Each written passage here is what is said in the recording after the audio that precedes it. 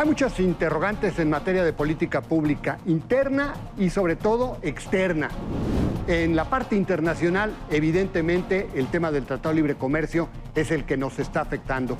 Y en ese sentido, bueno, pues la firma de la ratificación del Tratado de Libre Comercio es importantísima. ¿Qué tanto se logrará el que en Estados Unidos se pueda dar el palomazo, el aval a este acuerdo comercial para México? Bueno, pues hay grandes interrogantes. Hay muchas interrogantes sobre el Tratado México, Estados Unidos y Canadá, pero una de ellas es qué pasa si se aprueba en los tres países, cuál será el gran sector de la economía nacional beneficiado, así como lo fue con el Telecán, el sector automotor, autopartes, enseres, todo lo que se manufacturó y se exportó hacia Estados Unidos. Vamos a ver si esto, bueno, pues se ratifica, hacia dónde van los beneficios para la economía mexicana. Frente a una expectativa de raquítico crecimiento de la economía del país, ¿qué papel jugaría la probable aprobación por parte de los tres países del acuerdo mercantil hacia el desarrollo de más inversión? ¡Comenzamos!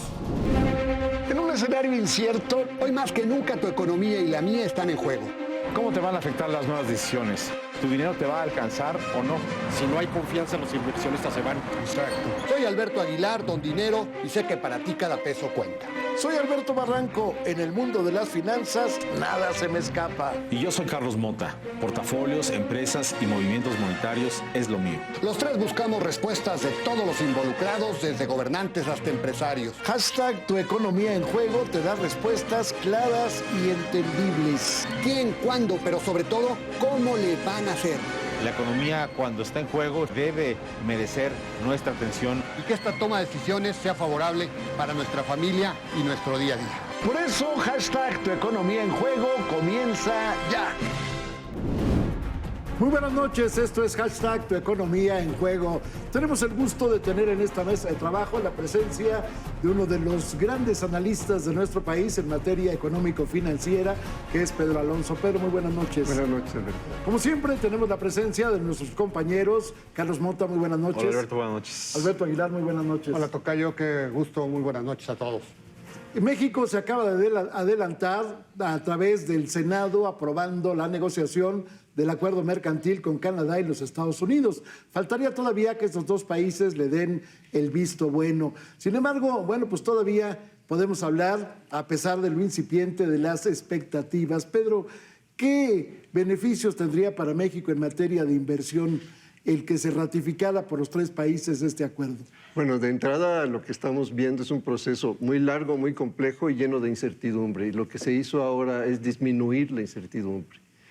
Si disminuye la incertidumbre es un incentivo natural para invertir, ¿no? Invertir, yo suelo decir que es cambiar el presente por el futuro. Y como el futuro no existe, pues mientras menos elementos de incertidumbre tengas enfrente, más decisión de inversión tienes. Y bueno, pues ahora viene ya la fase, digamos, más álgida del proceso electoral, apenas comienza. Y me parece que queda clarísimo, por las declaraciones que hemos visto, la mayoría de los legisladores demócratas han manifestado que no van a firmar el Tratado de Libre Comercio como está, el famoso TEMEC, no lo van a firmar, porque ellos consideran que se requieren ajustes importantes y hablan de, por ejemplo, la parte ambiental, hablan de la parte laboral, incluso están pensando ellos en crear una instancia supranacional que vigile digamos, los acuerdos que México ha asumido en materia laboral. ¿Cómo lo estás viendo tú esta parte? Porque hablabas del tema de la incertidumbre y de certidumbre, pero a mí me parece que este factor pues sí que genera enorme incertidumbre, sobre todo porque pues, para los que están involucrados en el comercio cotidiano de México, Estados Unidos y Canadá, pues este tema pues mete presión y no sé cómo lo veas tú, si realmente se va a disipar este tema pronto. Yo creo que no, porque, bueno, estos que tú mencionas son las posturas y los temas habituales del Partido Demócrata, ¿no? Número uno. Número dos, la pregunta que yo me hago es si los demócratas van a estar dispuestos en algún momento a concederle una victoria electoral a Trump, ¿no? Quiero pensar también que hay una buena parte en las negociaciones de pragmatismo, ¿no? Esto es, también los demócratas saben que después de 25 años de Tratado de Libre Comercio, no es fácil salirse del esquema, además de que es beneficioso al final del camino. Por lo tanto, pues al final del camino yo creo va a ser, como siempre, un tema de negociación. Algo van a tener que obtener ellos para dar su anuencia a la ratificación del tratado.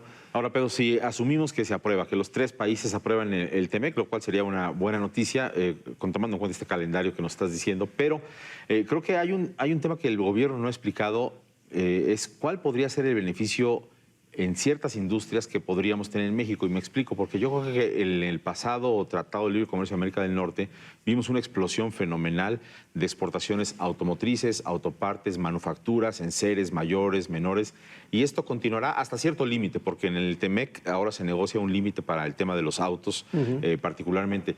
No sé si va a ser agroindustrial, no sé si va a ser otro tipo. En energía creo que vamos a tener algún tipo de limitación, por lo que las prioridades del nuevo gobierno están dadas. Creo que sí es positivo para la inversión, como tú dices, pero creo que está la gran interrogante de qué gran industria o qué otros sectores iremos hacia una integración mayor con los Estados Unidos, principalmente, y con Canadá, por supuesto. Bueno, yo creo que uno de los grandes temas de los tratados comerciales es la complementariedad de los participantes, ¿no?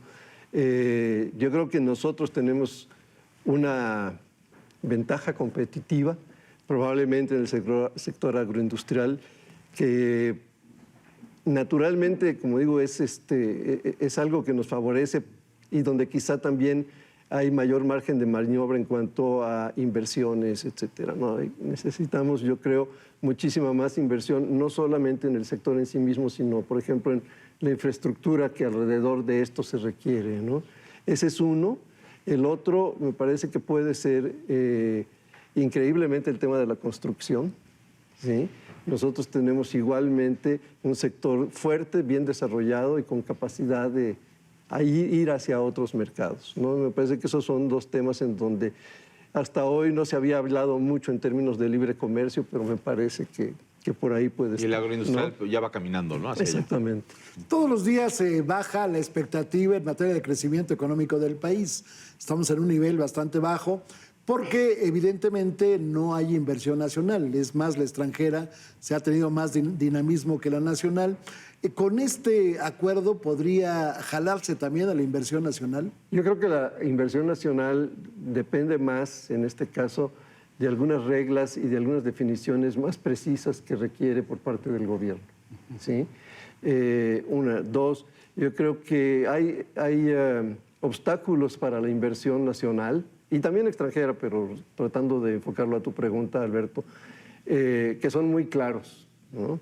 En la encuesta que todos los meses hace Banco de México con algunos de nosotros, los que andamos metidos en esta danza del... Son 25, ¿no? Economistas. Ahora somos más, somos 39. Creo que ahí claramente queda definido, por ejemplo, tenemos incertidumbre en términos de gobernabilidad o de gobernanza, como le llamamos en la encuesta. ¿Qué es gobernanza? Pues todos los temas de Estado de Derecho, todos los temas de seguridad, por supuesto, de combate a la corrupción, impunidad, etcétera, ¿no? Es notorio desde hace varios meses, yo diría 6, 8, no lo recuerdo con precisión, pero es por ahí.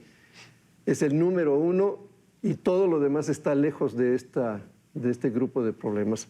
El siguiente que ha venido ganando terreno es nuestra preocupación por la economía doméstica, ¿no? El mercado interno. Los temas de inflación a mí me preocupan ciertamente porque no han estado caminando en la línea que se había pensado que podían caminar, ¿no? Hace un momento comentábamos la inflación, sí, ahora está otra vez en 4 y eso significaría que está dentro del parámetro fijado por Banco de México, pero también tú mencionabas, Beto, que la inflación subyacente está un poquito, no se ha podido bajar, ¿no? Entonces, bueno, algo no está funcionando ahí, ¿no? A mí me preocupa ese tema. Y por supuesto, bueno, pues hemos empezado a ver una declinación, lamentablemente, del consumo interno, ¿no? Creo que hay un tema adicional, y con esto terminaría este intento de respuesta, al que hay que darle muchísima importancia y que tiene que ver con la economía informal, ¿no? El componente informal de nuestra economía es enorme y eso la lastra. ¿Había que incorporarlos? Sí, por supuesto. Había que formalizarlos, ¿no? A través de mecanismos como puede ser el sistema financiero, ¿no? Todo lo que es la incorporación al sistema bancario, ¿no? Este es un mecanismo que fuerza al informal a formalizarse, ¿no?